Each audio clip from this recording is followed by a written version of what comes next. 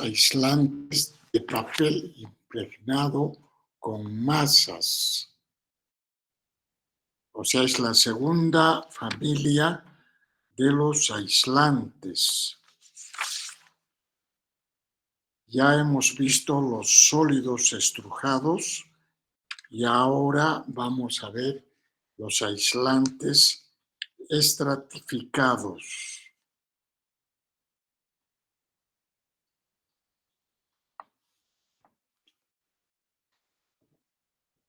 Que normalmente son cables de energía para baja y media tensión.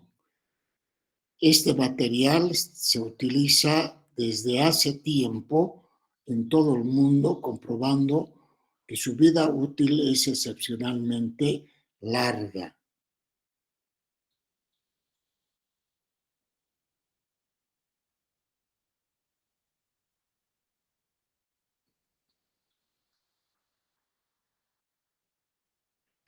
Generalmente los aislamientos estratificados por su constitución y las características presenta una dispersión extremadamente baja de su rigidez dieléctrica.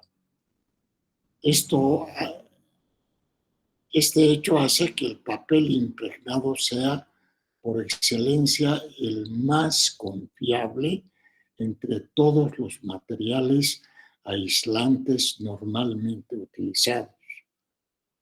El que presenta, por lo tanto, estos cables generalmente se utilizan en lugares donde vamos a tener corrientes bastante elevadas. Y corrientes elevadas vamos a tener generalmente en la industria, en la fábrica.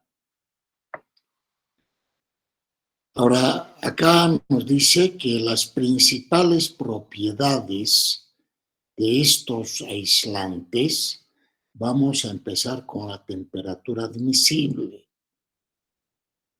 El papel impregnado con masa y el papel impregnado con aceite líquido. De operación en régimen continuo o en condiciones normales, llegan a temperaturas de 95 grados. Ya hemos dicho el día de ayer, ¿no? Que creo que era Orlando, no sé si está en la clase Orlando. Él nos decía que en condiciones normales, cuando, por decir, la corriente nominal es de 50 amperios y puede llegar a 80 amperios, por decir. Entonces va a calentar un poco el conductor y ese calentamiento va a hacer que también el aislante caliente, pero máximo puede soportar hasta 95 grados centígrados. Un minutito.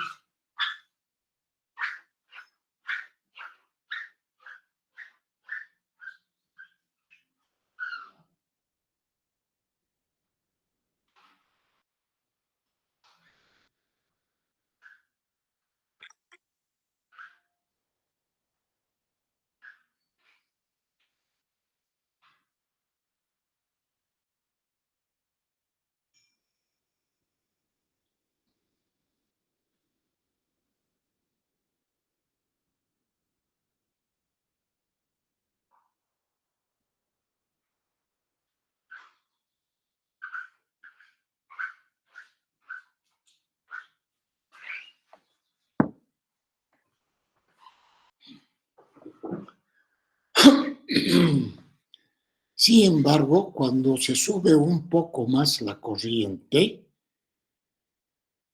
va a aumentar la temperatura del conductor eléctrico, o sea, del cobre, y el aislante va a llegar a 115 grados centígrados. Pero el día de ayer ya dijimos, para eso el que nos protege de las corrientes de sobrecarga y de las corrientes de cortocircuito es un termomagnético. Entonces, el termomagnético tiene el relé de sobrecarga y el relé de cortocircuito. En este caso, ya debería actuar el relé de sobrecarga, porque por encima, si bien es cierto que puede soportar hasta 200 grados centígrados, pero por encima de 115 grados ya son consideradas corrientes de sobrecarga. Como ayer nos decía el compañero de ustedes, que puede llegar a 2 veces, a 3 veces, hasta 10 veces la corriente nominal.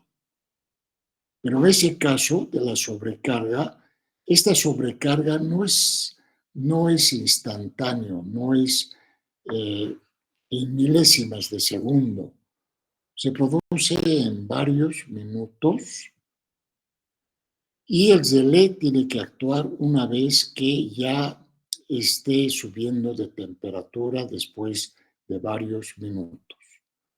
Les he dicho el día de ayer que cuando choca fase con fase o fase neutro o fase tierra, quiere decir la fase con la carcasa del motor o con el piso o con la pared, un conductor desnudo. Entonces ahí se produce una corriente de cortocircuito. Y en ese caso, antes de que llegue a los 200 grados centígrados, tiene que cortar el termomagnético con su relé de las corrientes de cortocircuito.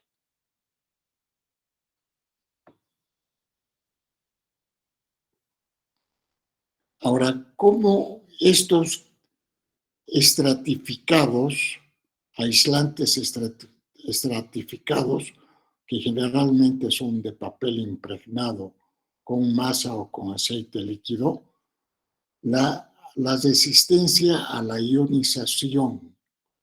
Ya les he dicho, la ionización es un fenómeno químico, físico, que se producen, que lleguen a producirse cuando se producen átomos y moléculas, flujo de átomos y moléculas.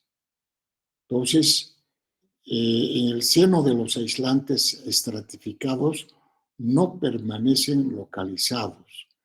Las condiciones reales de utilización del fenómeno de ionización prácticamente es inexistente.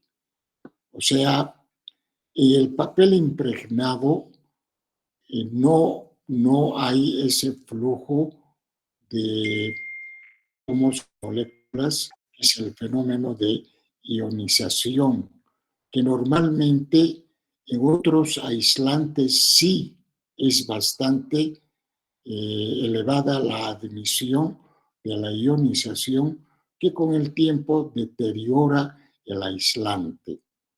Pero de esa parte, los estratificados, como dice acá, prácticamente es inexistente. La rigidez dieléctrica de los cables, son una familia de cables los OF, puede ser aumentada con el aumento de presión de aceite impregnante, conforme ilustra el gráfico 4.1. O sea que a mayor impregnación puede, por ejemplo, en este caso, a 15 kilovoltios por centímetro cuadrado, la rigidez dieléctrica va a llegar a valores superiores a 100 kilovoltios por milímetro. O sea, puede soportar mayores tensiones. A eso se refiere. Y finalmente, las pérdidas dieléctricas, que normalmente estas pérdidas nos da en vatios, podemos determinar a partir de la fórmula, que también ya vimos para los sólidos estrujados, ¿no es cierto? Y en este caso es la misma fórmula para determinar las pérdidas en el papel impregnado y el papel impregnado de aceite líquido. Ahora, el blindaje sobre los aislamientos. Ya vimos el día de ayer el blindaje interno, cuando era sobre un cable. ¿Cuál es el blindaje interno? Ya les dije ayer, es entre el conductor y la primera capa del aislante, ¿ya? Y en este caso nos está hablando del blindaje de los aislamientos externos, blindaje externo, o sea, va a ser en la última capa del aislamiento. En este caso, nos permite que el campo radial, el campo eléctrico, se va a dispersar en forma homogénea. No va a ser como acá, que fíjense, como no tiene blindaje externo, solo tiene blindaje interno, entonces fíjense, hay en lugares donde mayor es la fuerza eléctrica del campo eléctrico y hay lugares donde no existe esa fuerza eléctrica debido al campo eléctrico. Ya en este lugar no hay, en este lugar tampoco. Sin embargo, en algunos lugares se presenta con mayor fuerza, digamos, que obviamente, ya les he dicho el día de ayer, va a crear fisuras y futuros desquebrajamientos del material aislante que debe protegernos en condiciones óptimas, como estamos viendo en este conductor que tiene el blindaje interno y tiene el blindaje externo. Y ese blindaje hemos dicho que es un material semiconductor. O sea, ¿qué quiere decir? Que va a tener algunos hilos de cobre.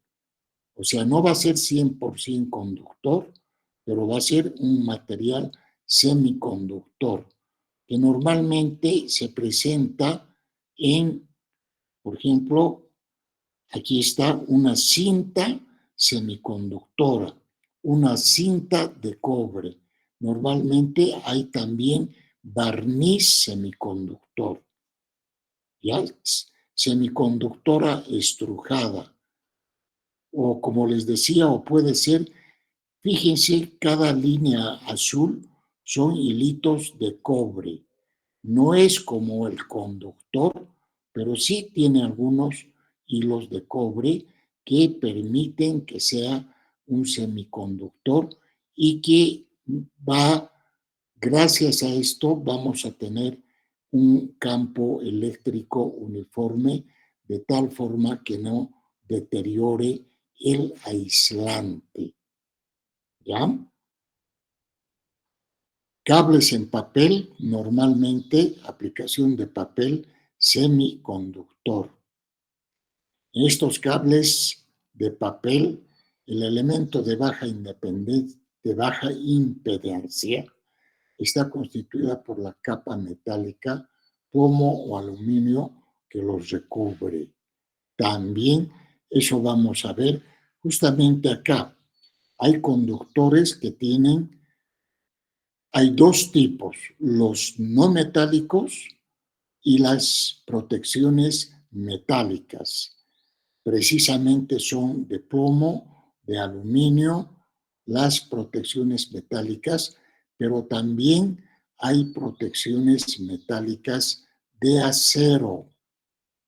Acá nos dicen que las cintas Armaflex, cintas planas, todas estas son cintas planas de acero, aplicadas helicoidalmente. Acá también nos dicen que son cintas de acero impregnadas a las diferentes capas que tiene el conductor eléctrico. O sea, en este caso son conductores con protecciones metálicas, ¿ya? Que normalmente estos cables se utilizan, se llaman cables submarinos, lo que quiere decir es para cruzar un río, para cruzar una sequía, una sequía que no sea tan pequeña, o ríos, o lagos, o dentro del mar. Por cualquier razón, hay muchos pozos petroleros dentro del mar, así como pueden haber motores funcionando, esos motores se alimentan con estos cables que tienen protección metálica. Los que no tienen protección metálica se llaman cables con protecciones no metálicas, pero sin embargo estos cables utilizan otro material que son el de polietileno o neoprene. Y su selección se basa en la resistencia a acciones de naturaleza mecánica o química. Naturaleza mecánica, ¿a qué se refiere? Cuando yo tenga que arrastrar el cable, porque normalmente en las industrias y en las fábricas se requieren cables de uso móvil que requieren buena flexibilidad y grandes resistencias a abrasión. ¿Qué es la abrasión? Es el desgaste por fricción. La capa usual es el neoprene. O sea que a veces yo tengo un montacargas. El montacargas es el carrito que normalmente está trasladando equipos pesados que normalmente no puede llevar un hombre o dos hombres.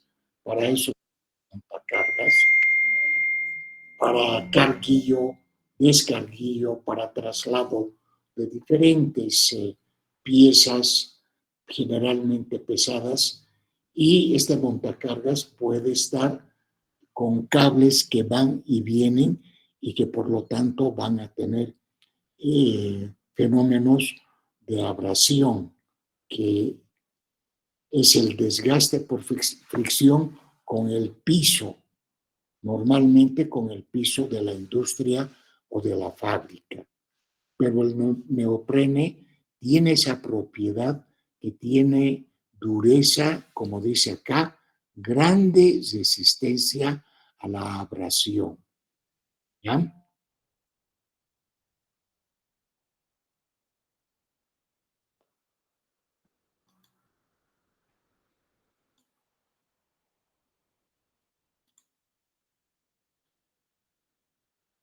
Y ahora, estos cables también tienen, como nos dice, que son resistentes a las características mecánicas y químicas. ¿Cuáles son las mecánicas? Características mecánicas. Carga de ruptura. Porque normalmente el aislante PVC, el PET, el LP, neoprene, que pertenecen a la familia de los sólidos estrujados, ¿no es cierto?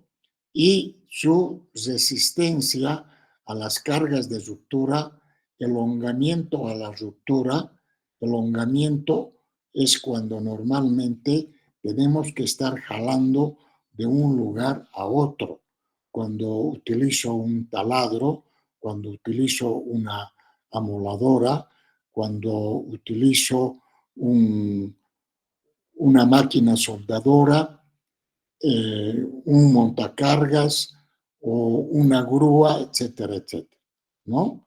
Resistencia Aquí está la resistencia a la abrasión, lo que les decía, es el desgaste cuando damos la fricción con el piso o con la pared, resistencia a los golpes. En una industria, los golpes pueden ser cuando cae una máquina pesada sobre o algún objeto pesado sobre los cables. Fíjense, el neoprene es excelente, tiene buena flexibilidad, excelente, resistencia a la abrasión, excelente. Es el que tiene el mayor porcentaje con respecto al elongamiento. Entonces, normalmente se, el aislante neoprene es uno de los mejores aislantes que se utiliza especialmente en la industria, en la fábrica, en las fábricas. Ahora, resistencia a los agentes químicos. Por ejemplo, ácidos, que normalmente los ácidos nos, nos queman, ¿no? Generalmente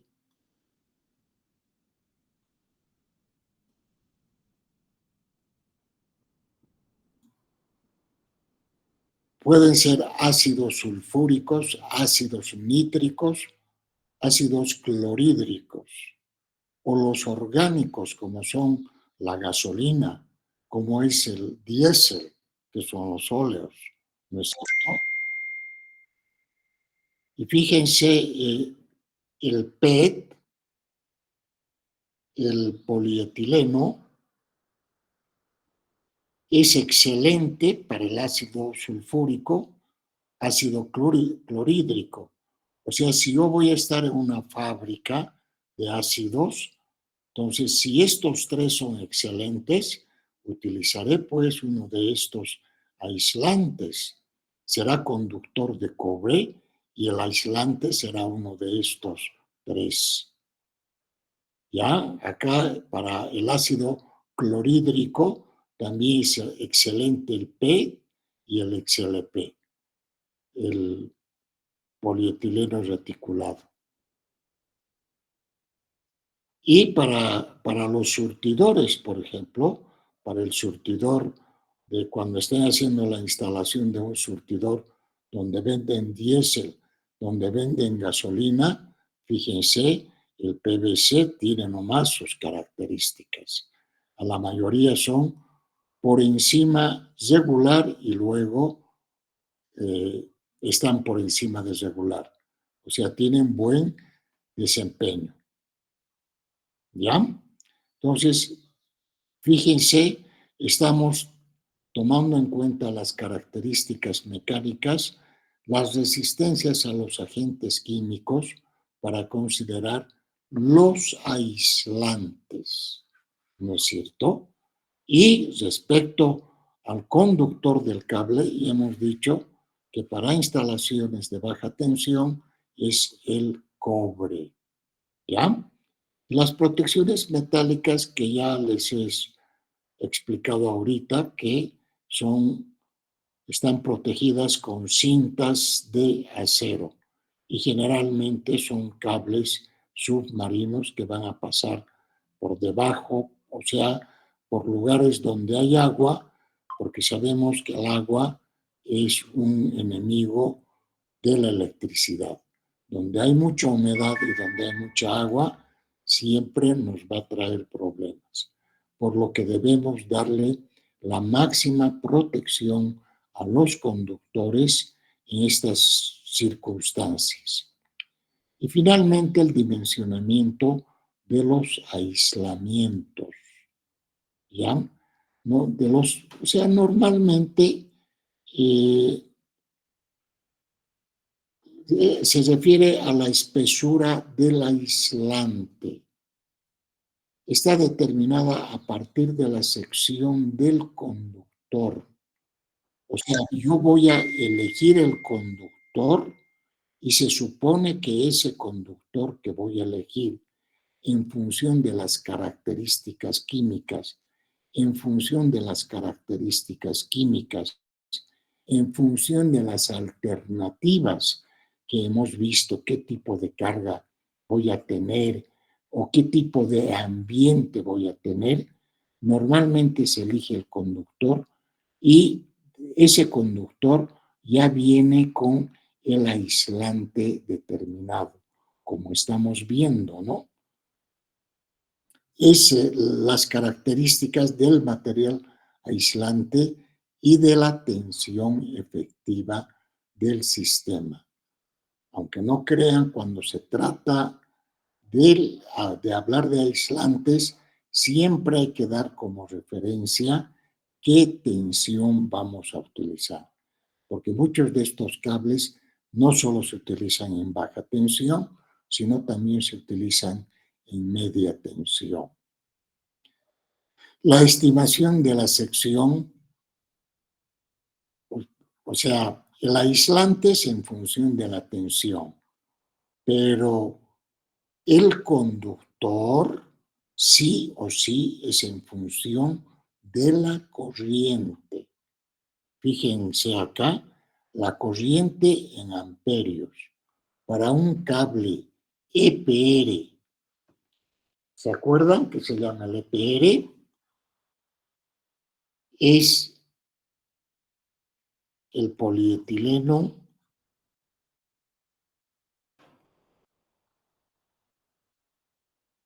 El EPR es goma etileno propileno, el EPR, goma etileno propileno.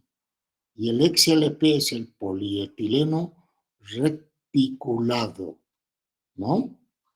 Entonces, en este caso, nos están dando un ejemplo para el EPR.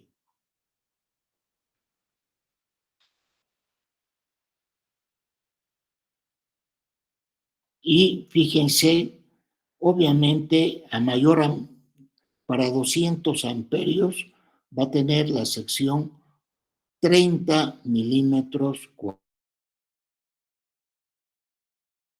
usando el conductor y el aislante EPR. O sea, esta tabla es exclusivamente para el tipo de aislación que estamos viendo acá.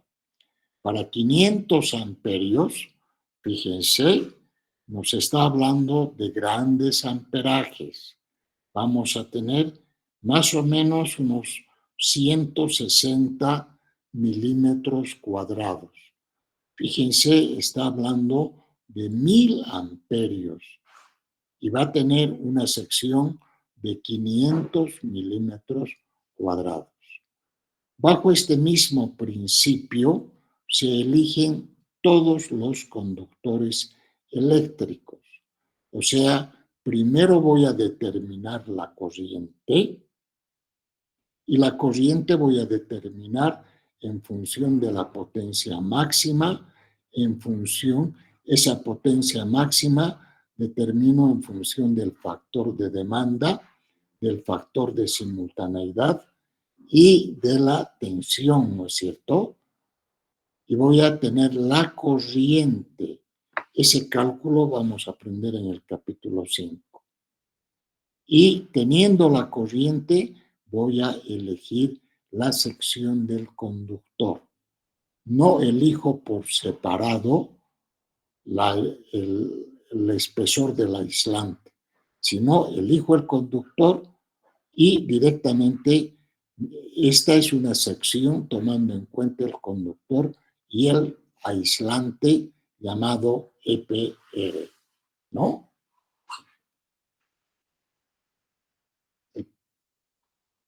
El propileno reticulado. Y esto también ya hemos visto, son los cables de acero con alma de acero, que normalmente se utiliza en líneas de alta tensión y de media tensión. No se utiliza estos cables porque todos son desnudos estos cables. Eso no se utiliza en baja tensión. Solo se utiliza en baja tensión pero en la red pública de 380 y 220. Y ustedes supongo que ahora ya saben reconocer una red de 380 y una red de 220, ¿no? En baja se utiliza solamente el cable de aluminio, pero para la red pública. En baja tensión para interiores no se utiliza. ¿Ya?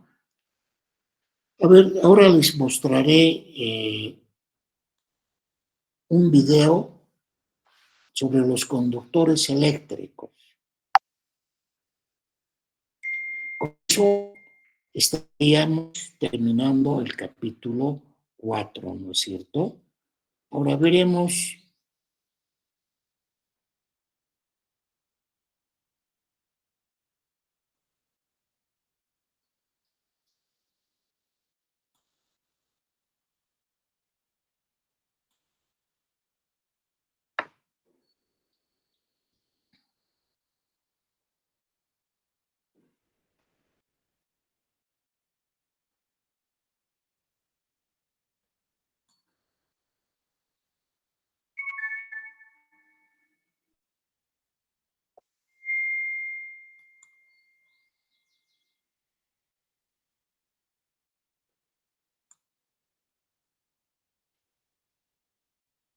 Diaria, cuál elegir y por qué.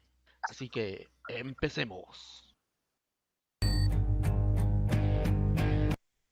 ¿Se ve el video? ¿Se escucha?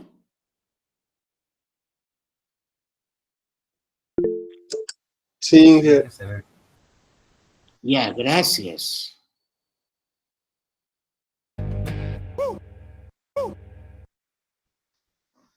Antes que nada debes saber que existen dos tipos de conductores. Por un lado tenemos al cable, que está formado por varios hilos de cobre, como estos, y el alambre, que está formado por un solo hilo de cobre. Ambos resisten perfectamente la cantidad de corriente para la cual fueron diseñados. Entonces, ¿cuál es la diferencia? Por un lado tenemos al alambre, que al estar hecho de un solo hilo de cobre es más rígido, por lo tanto existe la posibilidad de que al jalarlo por las tuberías eléctricas el alambre se rompa o el aislante se desgarre, dejando expuestas secciones de cobre que en el futuro podría ocasionar accidentes. Por otro lado, en el cable esto no pasa. ¿Por qué? Porque el cable es flexible. Sin embargo, en los cables, lo que he visto es que en algunas instalaciones eléctricas presionan demasiado el tornillo asegurador, lo que provoca que algunos hilos se rompan. Y si algunos hilos se rompen, disminuye la sección o grosor del conductor. Y si disminuye la sección del cable, aumenta la resistencia al paso de la corriente. Y si aumenta la resistencia, aumenta el calor producido. Y si aumenta el calor, el tomacorriente se derrite. Y si el tomacorriente se derrite, me llamas a mí. Y si me llamas a mí, yo cobro carito. ¿Por qué? Porque me gusta el dinero, como me gusta. Han escuchado, ¿no? Eh, Debido a la resistencia, calienta el cable, cómo va a calentar el enchufe. Y si no actúa oportunamente los dispositivos de protección, entonces lo que les he dicho, que se va a fundir el aislante, se va a fundir el enchufe, peor se produce un cortocircuito franco tal entre dos, tres fases y ahí vienen las serias complicaciones. Fuera de bromas, con una adecuada instalación no tendría por qué suceder esto. Sigamos.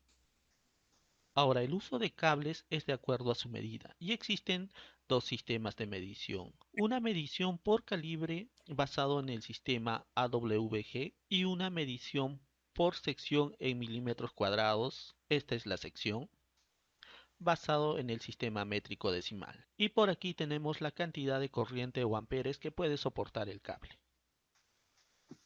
Como decía, estos son los cables que generalmente se usan en una instalación domiciliaria, donde tenemos al cable calibre 14 o su equivalente, el 2.5 milímetros, que soporta una cantidad de hasta 15 amperes y se usa generalmente para el alumbrado e interruptores. Luego tenemos al calibre 12 o su equivalente, el 4.0 milímetros, que soporta una cantidad de hasta 20 amperes y se usa generalmente para tomacorrientes de uso general. Luego tenemos el calibre 10 o su equivalente, el 6.0 milímetros, que soporta una cantidad de hasta 30 amperes y se usa en la instalación de lavadoras, secadoras, lavavajillas. Luego tenemos el calibre número 8 o su equivalente, el 10.0 milímetros, que soporta entre 40 a 55 amperes. Y su uso puede ser el mismo que el calibre 10, solo que es más recomendado para la terma eléctrica y cocinas eléctricas. Finalmente tenemos el cable número 6 o su equivalente del 16.0 milímetros, que soporta entre 55 a 75 amperios, y es el cable que va desde el poste de la calle hasta tu medidor, o también tiene uso industrial. Ahora, ¿por qué existen dos límites diferentes?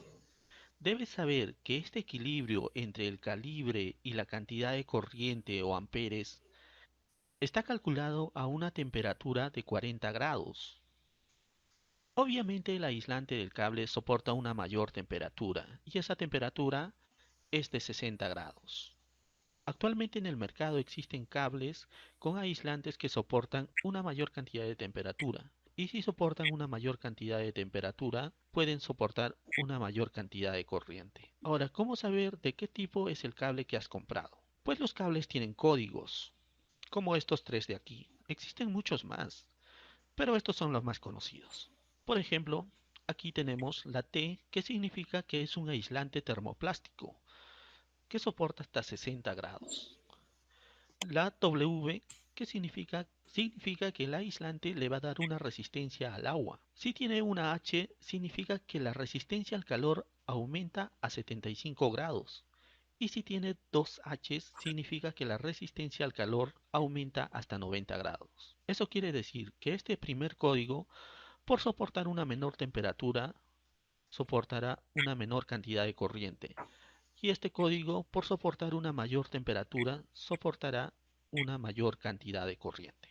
Simple y sencillo. Si has llegado hasta este punto del video, habrás notado que no he hablado de esta parte, la resistencia del conductor, que nos permite calcular la caída del voltaje. ¿Y por qué es importante saber la caída del voltaje? Por ejemplo, en el Perú el voltaje es de 220 voltios. En este cuadro vemos la información de una lámpara que nos dice que debe conectarse a 220 voltios. En efecto, esta lámpara funciona a 220 voltios, pero te da un margen de error de más o menos 10%. Eso quiere decir que esta lámpara puede funcionar con un voltaje de entre 200 a 240 voltios. ¿Y por qué te da este rango? Porque si te has fijado en el poste que tiene el transformador de tu vecindad, que es el que te entrega el voltaje, no te entrega 220 voltios, te entrega más, te entrega alrededor de 240 voltios. Y a medida que te vas alejando del transformador, ese voltaje va cayendo. Si en este punto te entregaba 240, aquí te puede entregar 235, 230, 225, 220, 210 y 300 metros más allá. En esta casa, el voltaje que te llegará, imaginemos que sea 150. Con 150, esta lámpara no te va a funcionar. Es por eso que es importante saber los datos de la caída de voltaje. Aprovecharé acá para hablarles de la caída de tensión o caída de voltaje.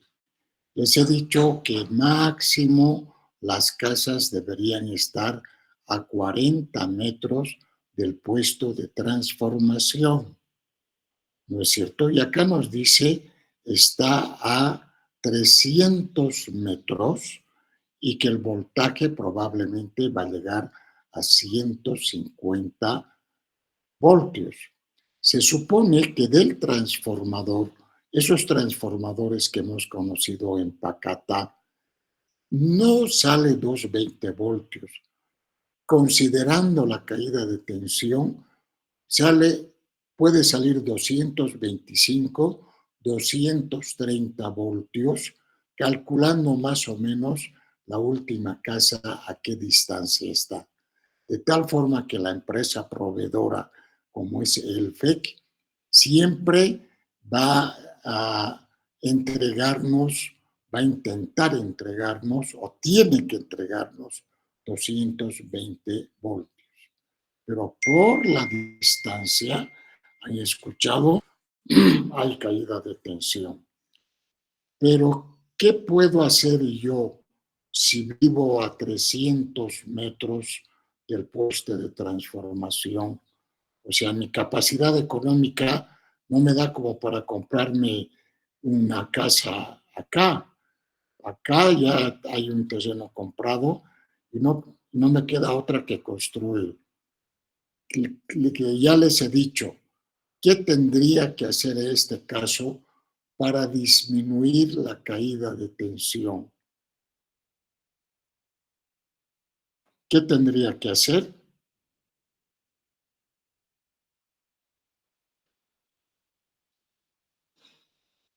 Lo que tendría que hacer es aumentar la sección del conductor.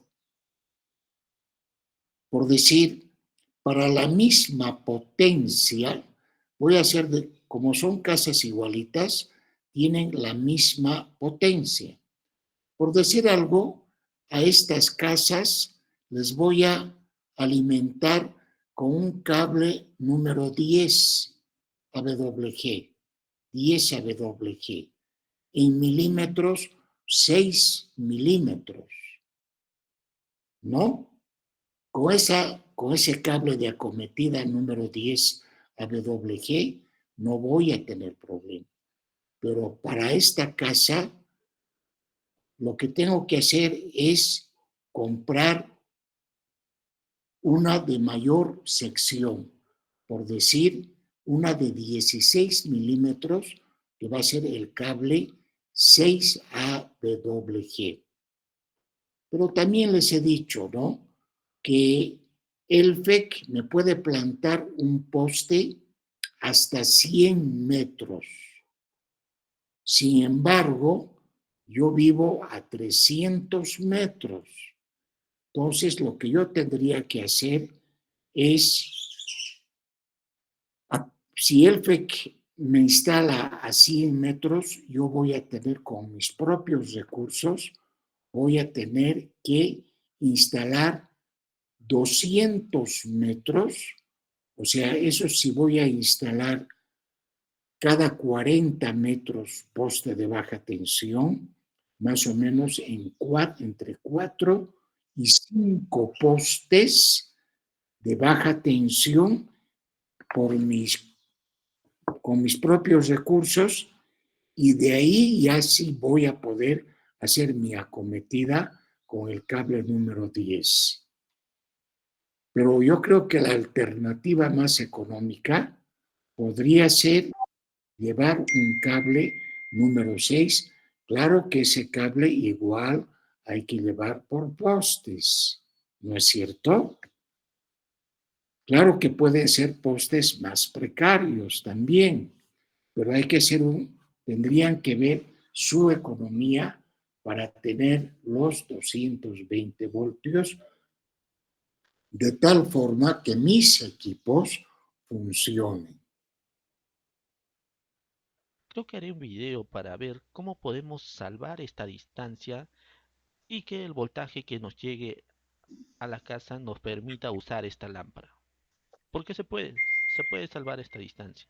Por otra parte, tranquilo, si vives en una vivienda familiar, en una ciudad, este dato no te afecta, porque seguramente la distancia de tu casa al transformador no es grande.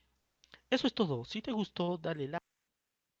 Ya, otra cosa que quería decirles, en nuestro libro, en la página 44, en el primer párrafo, nos dice que el cable de un solo alambre, o el conductor, mejor dicho, de un solo alambre, cable también está dicho, si es que especifico que es de un solo alambre, solo fabrican hasta el número 6 AWG y nos pone 4 milímetros. Les estoy mostrando, en el libro está mal, en la página, repito, 4.4, por lo tanto corrijan. Váyanse a la página 4.4 y vean el primer párrafo. Primer párrafo, tercera línea, nos dice que 6 AWG es igual a 411 milímetros. Es igual el 6 AWG a 16 milímetros cuadrados. ¿Ya? 4 milímetros es el cable 12 AWG.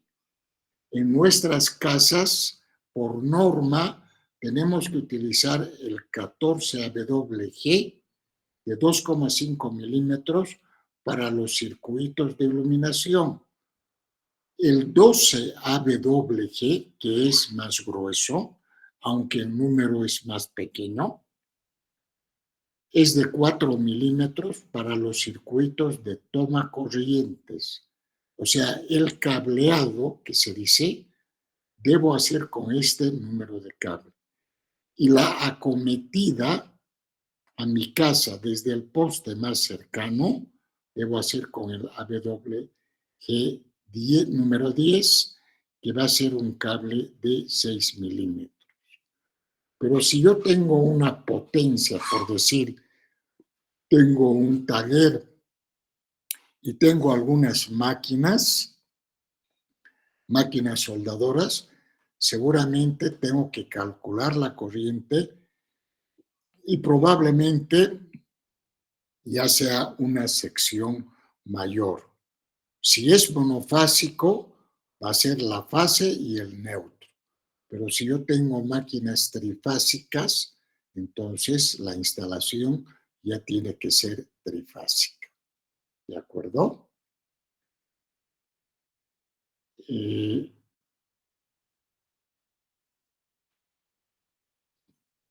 Ya con...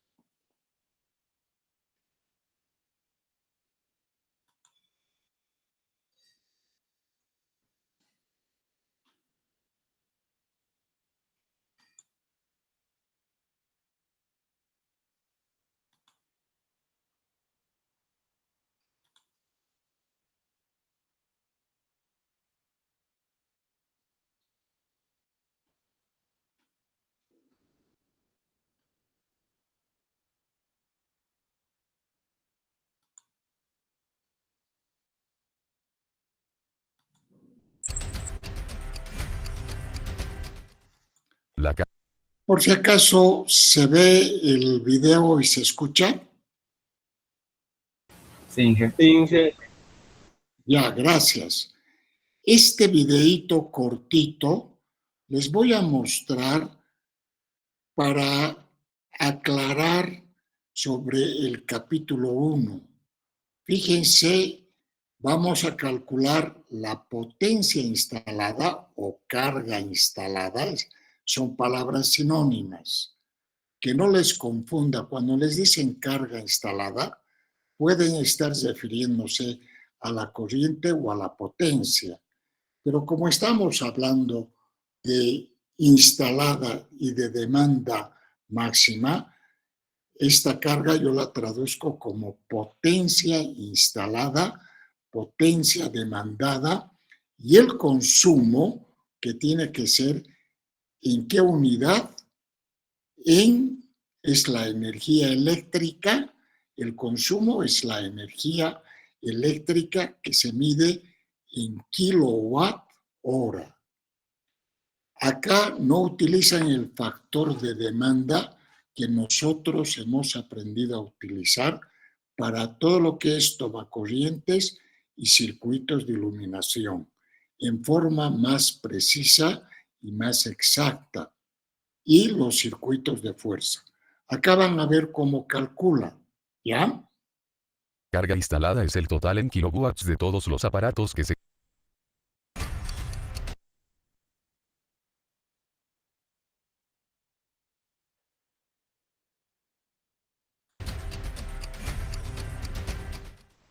La carga instalada es el total en kilowatts de todos los aparatos que se conectarán a la instalación eléctrica, independientemente de si serán encendidos o no. Por ejemplo, 5 focos de 26 watts suman 130 watts. 3 computadoras de 500 watts suman 1500 watts. Un microondas de 1000 watts suma 1000 watts. 5 motores de 1 caballo, es decir, de 746 watts, suman 3730 watts. 2 máquinas industriales de 6000 watts suman 12000 watts. La carga total instalada de todos estos aparatos es 18360 watts.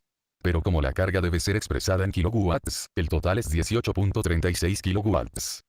La carga demandada, comúnmente conocida como demanda, es el total en kilowatts de la cantidad máxima de aparatos que pueden estar encendidos al mismo tiempo. Por ejemplo, si de los 5 focos instalados, solo se encenderán 3 al mismo tiempo, esto suma 78 watts. Si de las 3 computadoras instaladas, solo se encenderán 2 al mismo tiempo, esto suma 1000 watts. Si el único microondas se encenderá, esto suma 1000 watts. Si de los 5 motores instalados solo se encenderán 2 al mismo tiempo, esto suma 1492 watts. Si de las 2 máquinas industriales solo se encenderá una u otra, nunca las 2 al mismo tiempo, esto suma 6000 watts. La carga total demandada es 9570 watts.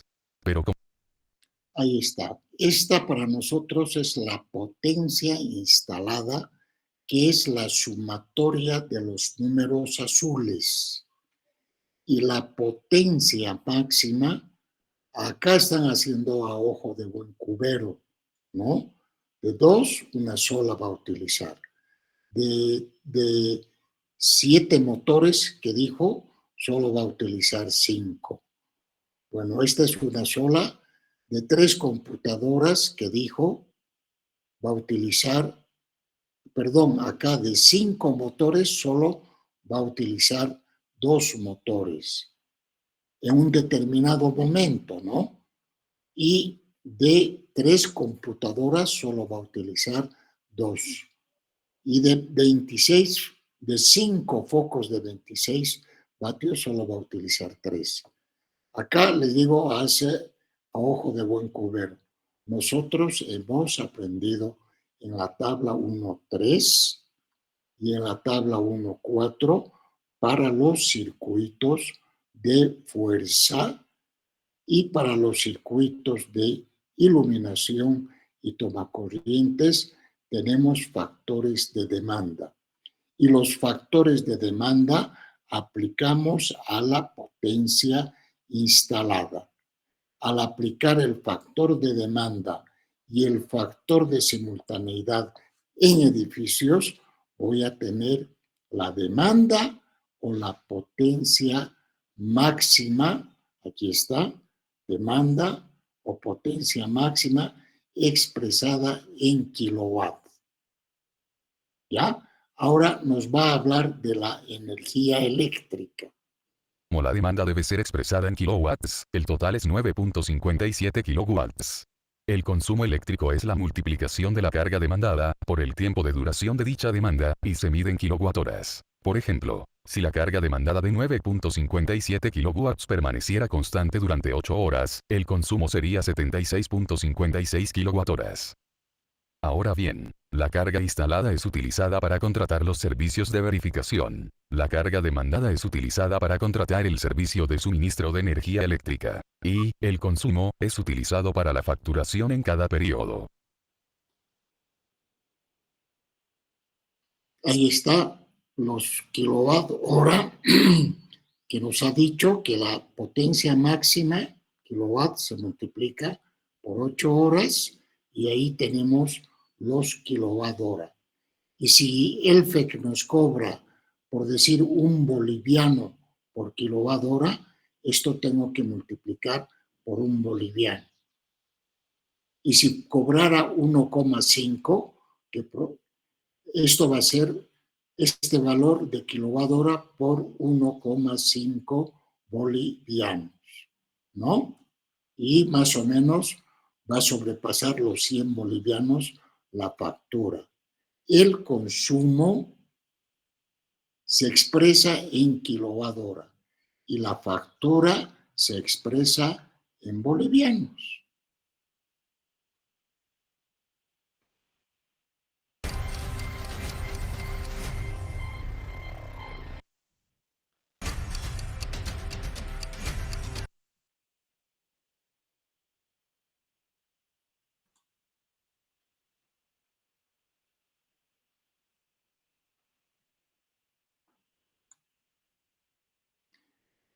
Bien, con eso hemos terminado el capítulo 4. Tenía otro video más para mostrarles, pero la siguiente clase les voy a mostrar. ¿Ya? O sea, hay videos más interesantes que creo que son más didácticos y se entiende mejor. Muy bien, nos veríamos el próximo miércoles, que la podemos hacer presencial el miércoles, y el miércoles vemos si viernes y sábado hacemos, o sea, el miércoles presencial, y ahí definimos para las otras clases de la semana. ¿De acuerdo? Está bien, Inge. Está bien, Inge. ¿Alguna pregunta? Muy bien, creo que no tenemos preguntas. Nos veríamos el próximo miércoles. Miércoles, Inge, gracias. Que les vaya bien. Hasta luego. Hasta luego, Hasta Inge. luego. Hasta luego. Hasta luego, Inge. Hasta luego, Inge.